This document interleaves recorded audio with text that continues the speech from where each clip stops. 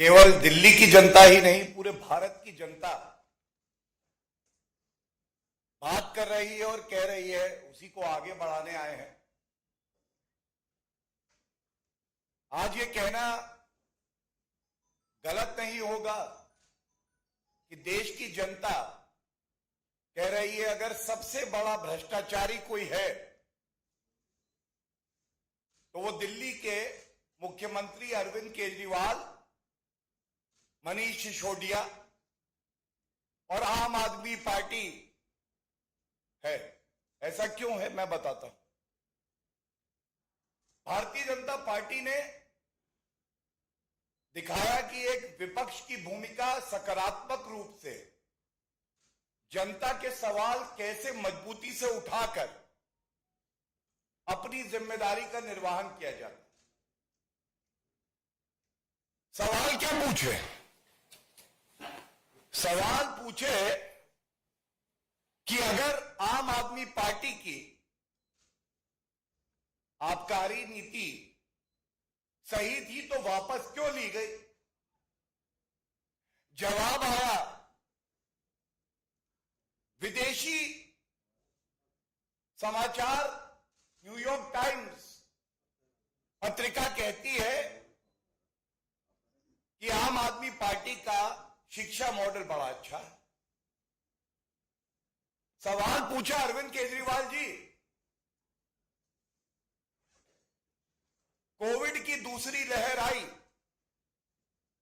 श्री नरेंद्र मोदी जी के नेतृत्व में भारतीय जनता पार्टी पूरे देश की जनता के साथ खड़ी हो गई, दवाई सुनिश्चित करी, अस्पताल में बेड हो, ऑक्सीजन मिले। दिल्ली के मुख्यमंत्री की कलम को, जिसको स्वास्थ्य, चिकित्सा, दवाई, बेड और ऑक्सीजन पर ध्यान देना था, अरविंद केजरीवाल की भ्रष्टाचारी कलम आबकारी नीति पे दस्तखत करने में लगी थी। मनीष सिसोदिया वो अकाउंटेंट बन के ये देख रहे थे कि आम आदमी पार्टी के खजाने में जनता के पैसे की कितनी लूट आएगी। ब्लास्ट हो रहा है, मेरे तो बहुत कम आ रहे हैं। और एक बात कहना गलत नहीं होगा, इनका बीच में ब्लास्ट हो रहा है। आज भारत की जनता कह रही है आप नहीं पाप है, भ्रष्टाचारियों का बाप है और जनता के लिए अभिशाप है। ऑडियो खराब आ रहा है सर। ऑडियो ठीक है? बहुत डिस्टर्बेंस है सर पूरी ऑडियो में। ऑडियो ठीक है? अरे भाई उसका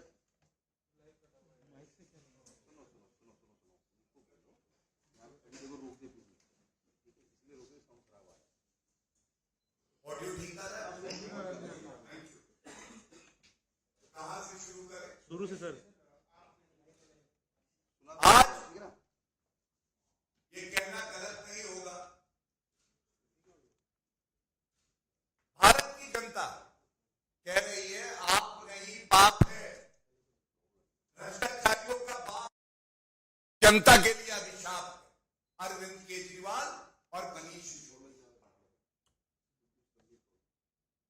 आज ये सवाल, वो कहते हैं कि 2024 का चुनाव है, सब पूछ रहे थे मोदी जी वर्सेस कौन, अब कह रहे हैं मोदी जी वर्सेस अरविंद केजरीवाल।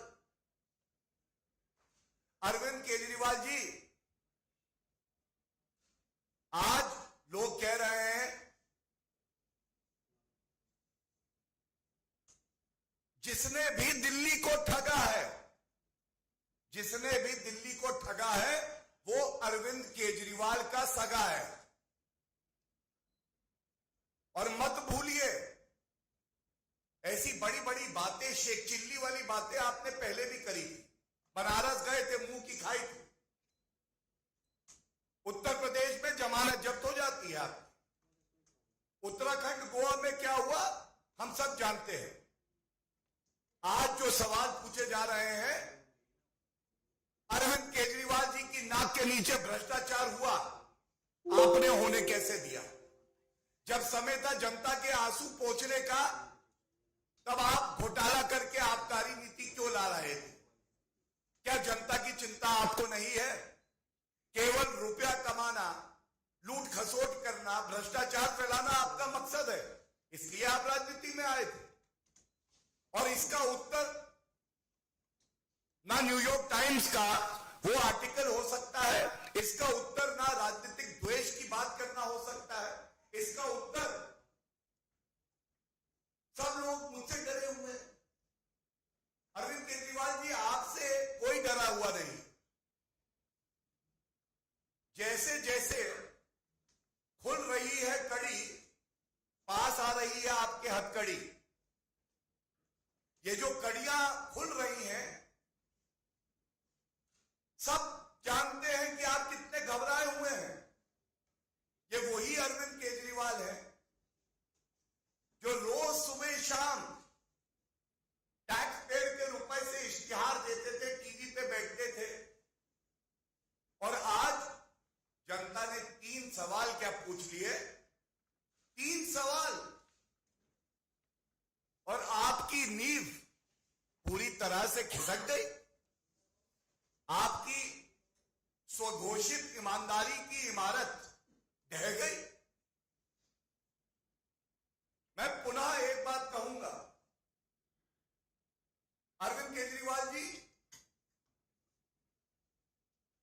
आपको जनता को जवाब देना चाहिए। आपने प्रथम दृष्टया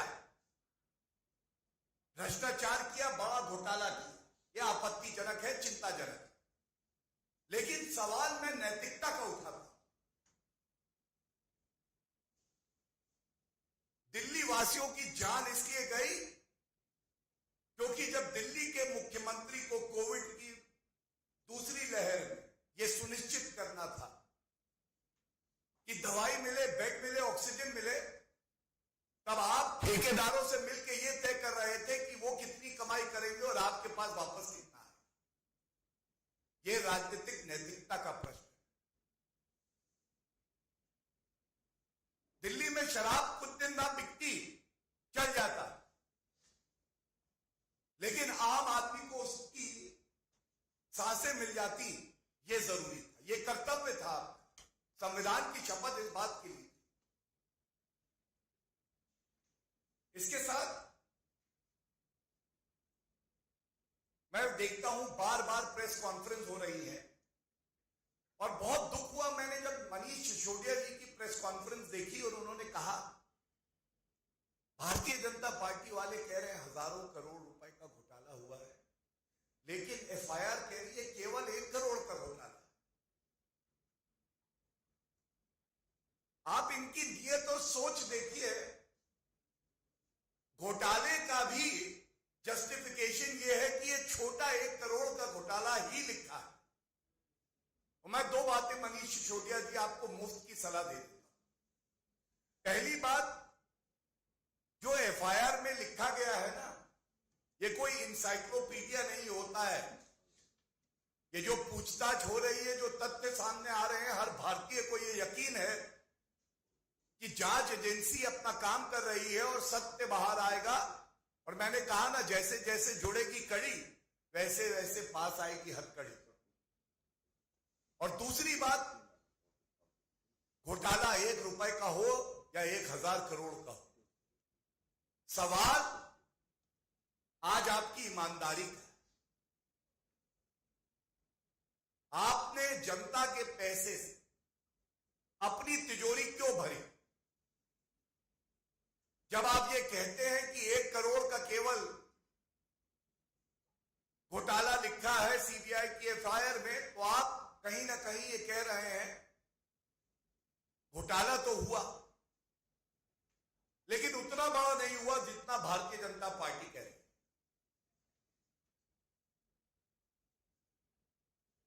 और राजनीति में ईमानदारी, विश्वसनीयता, यह आधारशिला है। जो रिश्ता एक नेता का जनता के साथ होता है, जिसका उदाहरण आदरणीय प्रधानमंत्री श्री नरेंद्र मोदी जी हैं, हमारी पार्टी के राष्ट्रीय अध्यक्ष श्री जेपी नड्डा जी, आपने उस विश्वसनीयता को तोड़ा है, इसलिए यह सवाल पूछे जा रहे हैं। और इस मंच का सदुपयोग करते हुए आदित्य गुप्ता जी भी यहां हैं, संजय जी भी यहां पे हैं, हरीश जी भी हैं, मैं चुनौती देता हूं अरविंद केजरीवाल जी, अगर आप में थोड़ी सी नैतिकता बची है, 24 घंटे के अंदर, 24 घंटे के अंदर, यह समय बहुत है एक ईमानदार के लिए, आप केवल यह बताइए कि अगर आपने घोटाला नहीं किया तो आबकारी नीति वापस क्यों ली, 144 करोड़ की छूट आपने क्यों दी, जिससे कि सरकार के कोष को घाटा हुआ, 30 करोड़ का जुर्माना आपने माफ क्यों किया। और अगर आप, जैसा आप कहते हैं, कट्टर ईमानदार हूं और यह राजनीतिक द्वेष का मामला है, न्यायालय जाइए, न्यूयॉर्क टाइम्स नहीं, न्यायालय जाइए, मामला रद्द कराइए, हम भी सराहेंगे कि हमने जो आरोप लगाए उनमें सत्यता नहीं थी, ये मामला हम में है। और अरविंद केजरीवाल जी, आप अपना मॉडल बताते हैं, मैं एक बात जरूर कहूंगा, आज अरविंद केजरीवाल मॉडल का मतलब है आईएसआई मार्क की गारंटी से ज्यादा बड़ी गारंटी अरविंद केजरीवाल की करप्शन गारंटी, अरविंद केजरीवाल की करप्शन गारंटी। आया हूं तो कुछ तो घोटाला करके जाऊंगा। 2 प्रदेशों में सरकार, 2 स्वास्थ्य मंत्री, दोनों भ्रष्टाचारी, दोनों भ्रष्टाचार के आरोप में जेल गए, 100% करप्शन। और ये चाहते हैं जनता इनको मौका दे, जनता इंतजार कर रही है, आप जनता के बीच में जाइए, आपका सुपड़ा साफ हो जाएगा, पैरों के नीचे आपके जमीन नहीं है। गजब यह है, फिर भी आपको यकीन नहीं। और इस बात पे, इनके दोहरे मापदंड को उजागर करके मैं अपनी बात को खत्म करूंगा। यही अरविंद केजरीवाल, पंजाब के स्वास्थ्य मंत्री की शिकायत आती है, कहते हैं हमारे पास शिकायत आई है, और शिकायत आई है तो मैंने तुरंत स्वास्थ्य मंत्री को हटा दिया। सत्येंद्र जैन, जिसको आपने कट्टर ईमानदार कहा था, वो 3 महीने से जेल में है, 3 महीने से। और आज ये कहना गलत नहीं होगा कि कट्टर बेईमान अगर कोई है तो वो आम आदमी पार्टी के अरविंद केजरीवाल, सत्येंद्र जैन और मनीष सिसोदिया है। और अगर पंजाब का स्वास्थ्य मंत्री आपने हटाया ये कह के कि शिकायत आई है, सत्येंद्र जैन को आज तक क्यों नहीं है? मनीष सिसोदिया, जो आज सीबीआई की जांच चल रही है, तो वो इस्तीफा क्यों नहीं दे? ये दिखाता है ये घोटाला जो है ये रुकता नहीं केवल मनीष सिसोदिया उर्फ एक्यूज्ड नंबर 1 पर, यह घोटाला जाता है भ्रष्टाचारी नंबर 1 अरविंद केजरीवाल के दरवाजे पे। और सीबीआई हो या कोई भी जांच एजेंसी, ये टीवी पे आकर दलील देना बंद करिए। एक बात जान लीजिए,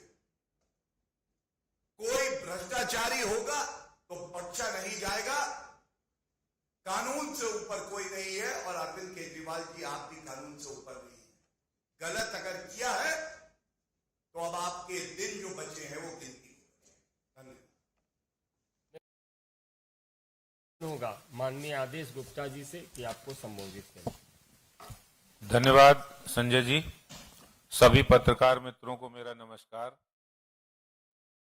आजाद भारत में, स्वतंत्र भारत में पहली बार ये देखा गया है कि वही शिक्षा मंत्री हैं और वही शराब मंत्री। शिक्षा मंत्री भी वही हैं, शराब मंत्री भी वही हैं। और अभी गौरव जी बता रहे थे कि नई आबकारी नीति लाए, तो मैं बता देना चाहता हूं ये नई आबकारी नीति नहीं है, ये पापकारी नीति है, ये भ्रष्टाचारी नीति है, ये विनाशकारी नीति है, ये अत्याचारी नीति है, ये अनाचारी नीति है। ये दिल्ली में अरविंद केजरीवाल जो आबकारी नीति लाए हैं वो दिल्ली के लिए विनाशकारी नीति साबित हुई है, दिल्ली के लिए पापकारी नीति साबित हुई है, दिल्ली के लिए भ्रष्टाचारी नीति साबित हुई है। और मैं आज ये कहना चाहता हूं, जब से लुकआउट नोटिस जारी हुआ है, दिल्ली के उप मुख्यमंत्री मनीष सिसोदिया कह रहे हम तो दिल्ली में ही हैं। अरे सिसोदिया जी, आपको पता नहीं लुकआउट नोटिस किसको जारी किया जाता है? अगर पता नहीं तो इसको भी पता कर लें। ये साफ लिखा है, दरअसल लुकआउट सर्कुलर, लुकआउट नोटिस भी कहा जाता है। ये एक सर्कुलर होता है जिसे एजेंसी के अधिकारियों द्वारा ये सुनिश्चित करने के लिए जारी किया जाता है कि आपराधिक मामले, आपराधिक क्रिमिनल कॉन्स्पिरेसी में जो नामित शख्स है वो देश छोड़कर भाग ना जाए। इसका सीधा अर्थ है circular note, lookout circular, lookout notice Sisodia ji उनको जारी होता है जिन्होंने क्रिमिनल कॉन्स्पिरेसी की है, जिन्होंने भ्रष्टाचार किया है, जिन्होंने दिल्ली को ठगा है, जिन्होंने दिल्ली की माता बहनों परिवारों को उजाड़ा है, जिन्होंने दिल्ली के अंदर युवाओं को शराब के नशे में ढकेला है। ऐसे लोगों को लुकआउट नोटिस जारी किया जाता है। सिसोदिया जी, ऐसे लोगों को ग्रीटिंग कार्ड नहीं दिए जाते। आप सोच रहे ग्रीटिंग कार्ड मिलेगा? आपने दिल्ली के अंदर रिहायशी इलाकों में ठेके खुलवा दिए, शराब माफिया को 144 करोड़ माफ कर दिए, 30 करोड़ माफ कर दिए, उनका कमीशन हजारों करोड़ बढ़ा दिया, 2.5% से 12% कर दिया, और आप ये कह रहे कि आपको लुकआउट नोटिस नहीं, आपको ग्रीटिंग कार्ड मिलना चाहिए। अरे अरविंद केजरीवाल जी, मैं बताना चाहता हूं, अरविंद केजरीवाल, यही अरविंद केजरीवाल है। देखिए स्वराज पुस्तक है, और इस स्वराज पुस्तक में इस पुस्तक का लेखक अरविंद केजरीवाल है। ये लिखा है, ये किताब व्यवस्था परिवर्तन और भ्रष्टाचार के खिलाफ। और देखिए इसी स्वराज पुस्तक के एक पेज में लिखा है कि अगर कोई शराब की दुकान खोलने के लिए आएगा तो हम उसको मंजूरी नहीं देंगे। अगर किसी भी रिहायशी इलाके में कहीं शराब का नया ठेका खोला जाएगा तो उससे पहले महिला संगठन और वहां के लोगों से बातचीत करेंगे। लेकिन ये केजरीवाल जो 7 साल पहले स्वराज पुस्तक में लिखते हैं, जो 1 साल पहले विधानसभा में कह रहे हैं कि भ्रष्टाचारी करने वाले देश के गद्दार हैं, तो अरविंद केजरीवाल जी, ये वक्त आ गया है कि भ्रष्टाचारी जो गद्दार हैं देश के, उन गद्दारों को अपने मंत्रिमंडल से बाहर का रास्ता दिखाइए। आम आदमी पार्टी से बाहर का रास्ता दिखाइए भ्रष्टाचारियों को। जो गद्दार है, ये देश के गद्दार जिसको आप खुद कह रहे हैं, उनको बाहर का रास्ता दिखाइए।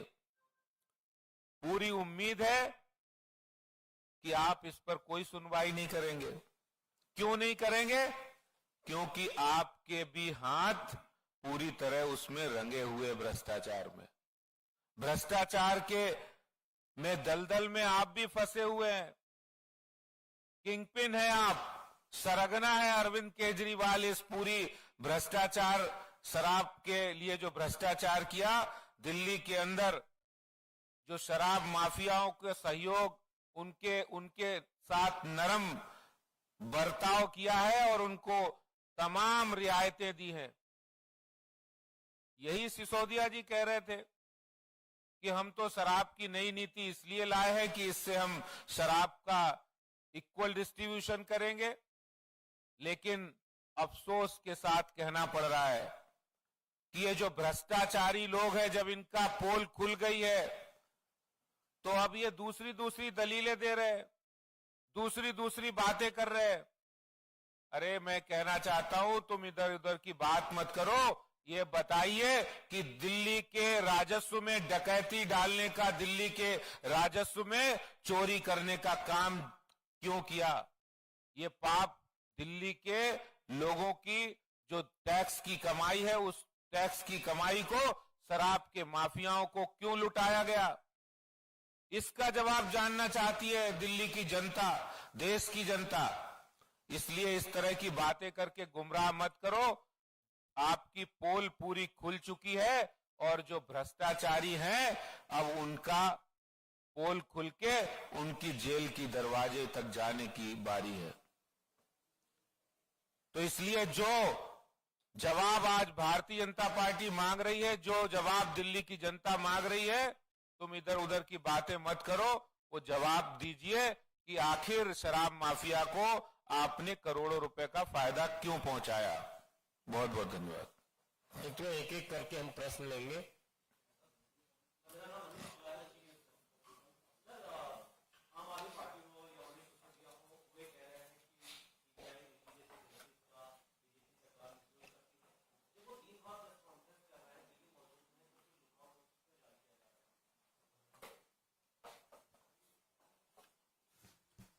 देखिए, जो प्रश्न आपने किया दो भाग में उसे बांटते हुए,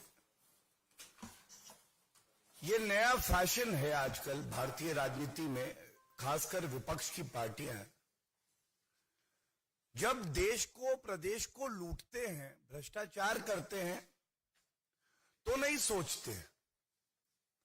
जब कांग्रेस के शासन में जांच एजेंसियों को पिंजरे का तोता बनाया था, तब नहीं सोचा था।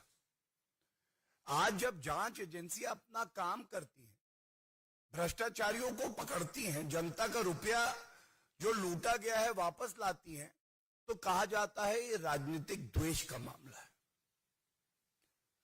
लेकिन ये सवाल जरूर पूछा जाना चाहिए अरविंद केजरीवाल, मनीष सिसोदिया, सोनिया गांधी, राहुल गांधी, रॉबर्ट वाड्रा, पी चिदम्बरम, कार्ति चिदम्बरम, आप लोग न्यायालय जाते हैं, वहां से ये मामले रद्द नहीं होते। ये जिस दिन एक फैसला सर्वोच्च न्यायालय या उच्च न्यायालय का दिखा देंगे कि ये न्यायालय ने कहा कि ये राजनीतिक द्वेष का मामला है, उसके बाद इनकी बात में कुछ वजन होगा। आज तो ये ओछी हल्की निंदनीय राजनीति कर रहे हैं और ये कहना गलत नहीं होगा। ये सवाल अपने आप में बड़ा गंभीर है जब आप कहते हैं कि वो यही है, लुकआउट नोटिस क्यों जारी किया? एक ईमानदार जांच एजेंसी ईडी को इडियट बुलाइए। सीबीआई अपना काम कर रही है कि कुछ भी हो जाए इन कट्टर बेईमानों को भागने नहीं देंगे। कानूनी प्रक्रिया के तहत लुकआउट नोटिस करती है। पूछा जाता है ये यही दिखाई दे रहे हैं, क्यों किया? क्योंकि कानून प्रक्रिया ये कहती है कि आप इस तरह से लुकआउट नोटिस जारी कर सकते हैं और इसलिए किया गया। यह न्याय संगत है, उचित है। और देश में यह बदलना चाहिए कि अपनी जांच एजेंसियों पे सवाल उठाने के बजाय वो माइक अरविंद केजरीवाल के सामने रख के पूछा जाए, ये बताओ घोटाला किया क्यों? ये बताओ जनता का दुख जो तुम्हें हरना था, वो हरने की बजाय तुम करोड़ों को घोटाला क्यों कर रहे? कुंदन।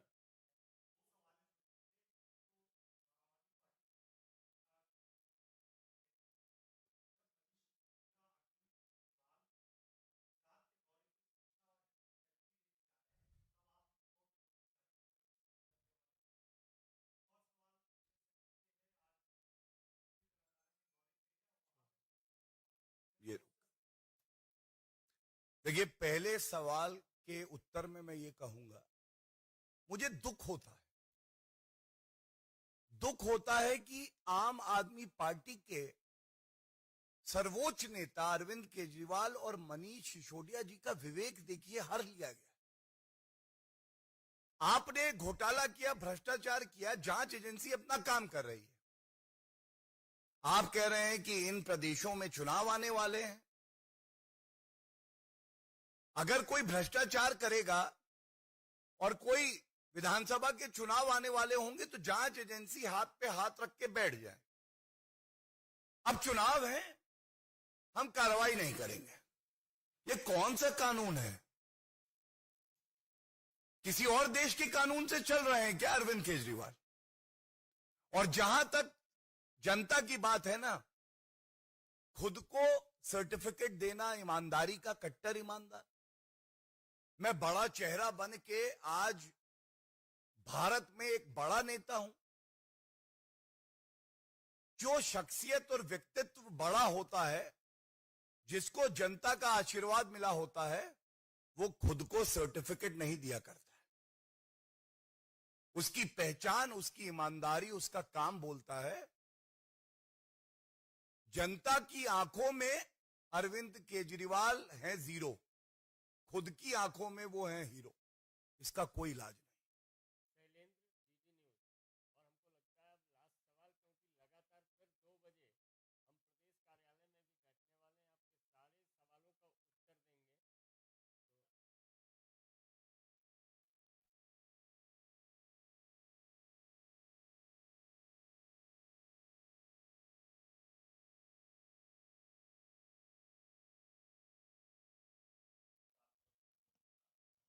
तो देखिए, मैं एक ही बात कहूंगा कि अभी जो हायर एजुकेशन में और स्किल डेवलपमेंट में उन्होंने एक पॉलिसी निकाली दिल्ली में, जिसमें बच्चों को मदद करने के लिए बात कही। बड़ी अच्छी पॉलिसी थी, बनाई थी। पूरी देश और दुनिया में उन्होंने बड़े बड़े इश्तहार किए, एडवर्टीजमेंट किए। तो जब आरटीआई का जवाब आया कि भाई कितने बच्चों को आपने मदद की, तो 2 बच्चों को उन्होंने कहा कि हमने लोन दिया। लेकिन जब एक और आरटीआई लगाई तो यह आया कि अप्रूवल इसमें 2 बच्चों को दिया गया था कि 2 बच्चे पढ़ाई करें, लोन दिया गया। लेकिन जब आरटीआई दूसरी लगाई तो डिस्पर्सल 0 था, यानी 2 छात्रों की सहायता के लिए उन्होंने अप्रूवल दिया, लेकिन उनको सहायता प्रदान नहीं की गई। जब एक दूसरी आरटीआई लगाई तो इसी स्कीम का उन्होंने प्रचार इतना किया कि 19.5 करोड़ रुपया उस पर खर्चा किया। ये मैं नहीं कह रहा हूं, ये आरटीआई का जवाब है, मेरे पास आरटीआई भी है। तो सवाल ये उठता है कि दिल्ली सरकार स्कीम तो बहुत बनाती है। उन्होंने 39 स्कीम 7 वर्षों में ऐसी बनाई, 39 स्कीम, जो सिर्फ स्कैम तक ही सीमित रही, जिनका प्रचार के रूप में स्कैम हुआ, जनता तक वो पहुंची नहीं। तो ये एक बड़ा सवाल है। इसलिए उनका जो प्रचार तंत्र है, इससे पता लगता है, मैं एक नहीं अनेक स्कीम बता सकता हूं जिसमें उन्होंने स्कीम की वास्तविक ग्राउंड के लिए कितना खर्चा किया और करोड़ों में प्रचार के लिए खर्चा किया। तो सवाल उठता है कि ऐसा कुछ हुआ होता तो शायद दिल्ली के लोग अनुभव करते। अंतिम सवाल है। हाँ।